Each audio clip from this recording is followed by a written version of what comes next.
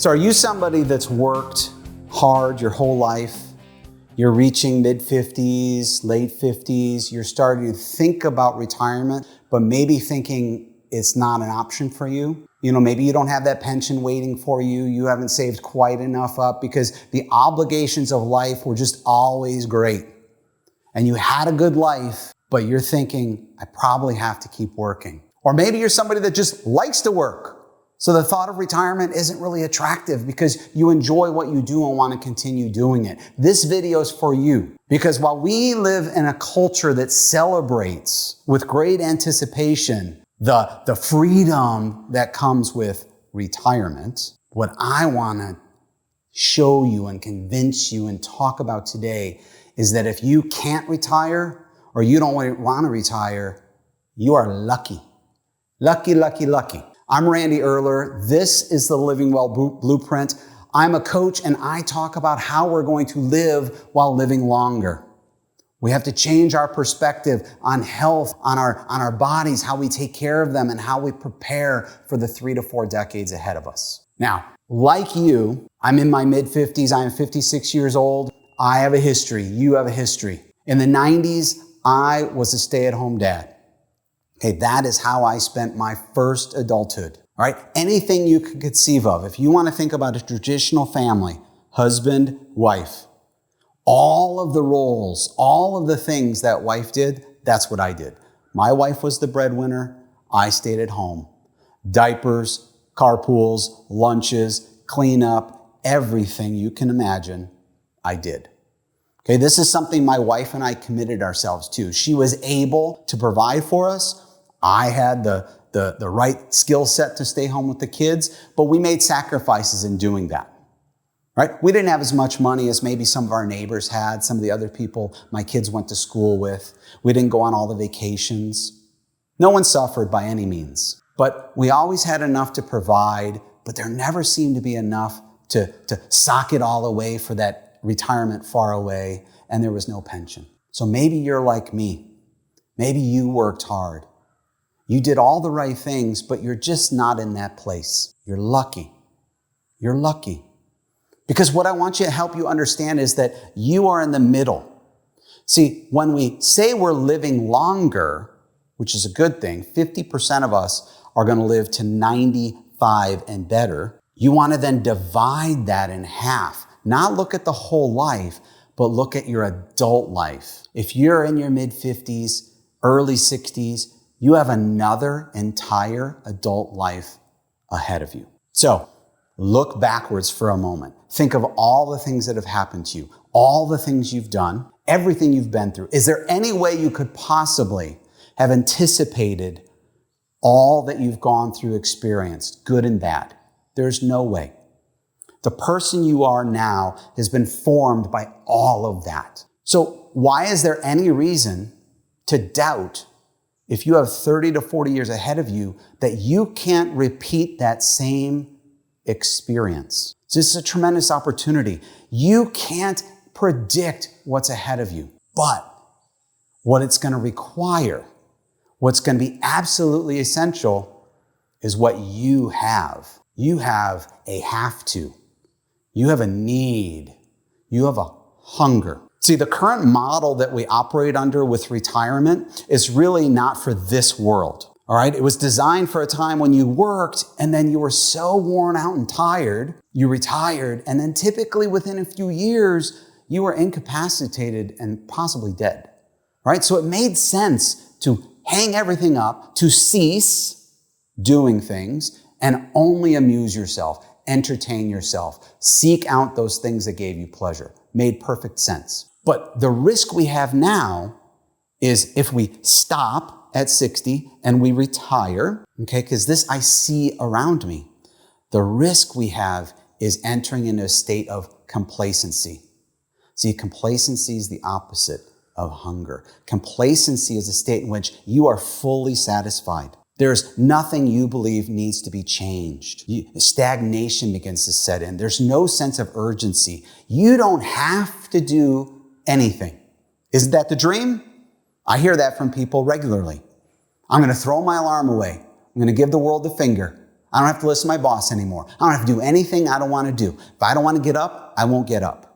Well, the interesting thing is what formed you, what made you who you are in this moment are a lot of have-tos. There are a lot of things that provided friction. Maybe you were resistant to it, but by going through it, it forged you, it molded you, it shaped you, it made you a better you. If we're in a situation in which we don't have to introduce ourselves to anything that's not comfortable, to anything that presses us, that anything that, makes us feel vulnerable or threatens our ego, there is no growth. There's nothing there.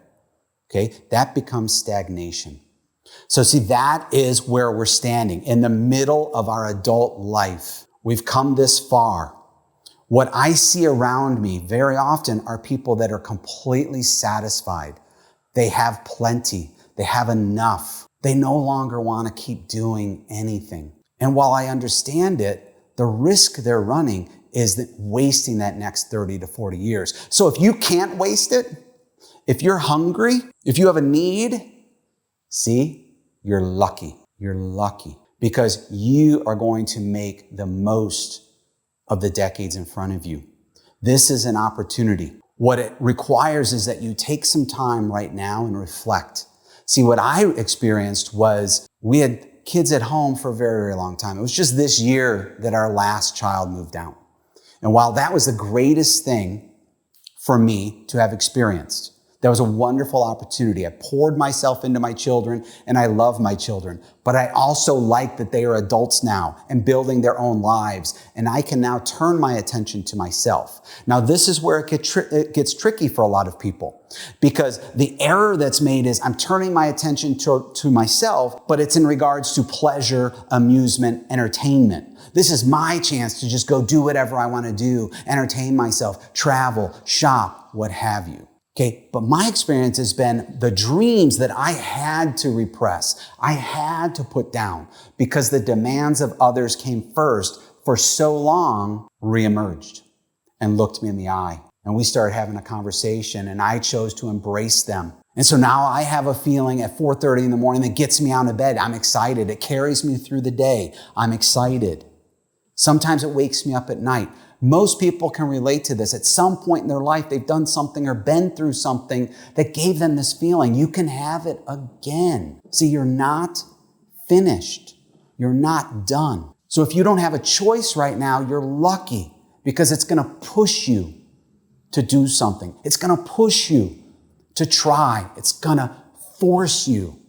You have some have-tos, and they're going to make you better and stronger. If you're in a place of complacency, you're going to have to try a little bit harder. I have 4 things that I say to myself every day. They're things that I repeat to myself. One is be strong. See, we have to take care of ourselves, body, mind, spirit, and emotions, right? We have to protect ourselves, guard ourselves, build ourselves up. What I see oftentimes in retirement is not a retirement to, but a retirement from. I see people beaten. I see people defeated. I see people physically broken, mentally broken, spiritually broken. They've worked so hard and labored and it's just been a take and now they're empty and they just want to kind of crawl up in a ball and wander away. Okay, you got to step into it. You got to stay strong. Be strong. Second thing I say is stay hungry. Hunger is the opposite of complacency. You have to care about something. You have to want something. You have to be willing to invest yourself in something that matters, that makes a difference, not just to you, but in the lives of others. Be strong, stay hungry, walk tall. A lot of the talk around aging is invisibility, and I don't really believe it because I think people volunteer to be invisible. They withdraw, they disconnect. They pull themselves from the game. This is an infinite game, and they withdraw from it and then wonder why they're not seen. Well, imagine being at a party. You don't see the person standing in the corner, not because they're invisible or because nobody cares, but because they're in the corner. You have to walk tall. You matter. You have to present yourself like you do and live like you do. And the last thing is live unfinished. I work at being comfortable with not being complete, with having something to work toward. I'm not talking about grind culture. I'm not talking about wearing yourself out. I'm talking about having an ambition and a goal that aligns with your principles and values, that gives something back to the world that's meaningful. That becomes a legacy. Be strong, stay hungry, walk tall, live unfinished, and be comfortable with that.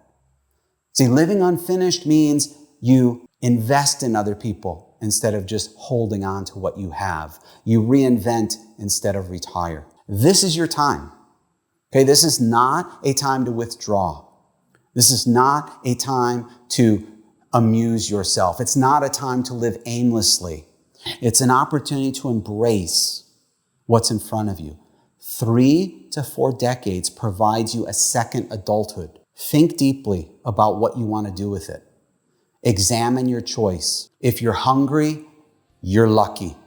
If you're not, you got to find a way to be hungry again. I'm Randy Erler. This is the Living Well Blueprint. If you like this video, please subscribe, share it with somebody who might be interested. You can find all of my content either on LinkedIn or at my website, thelivingwellblueprint.com.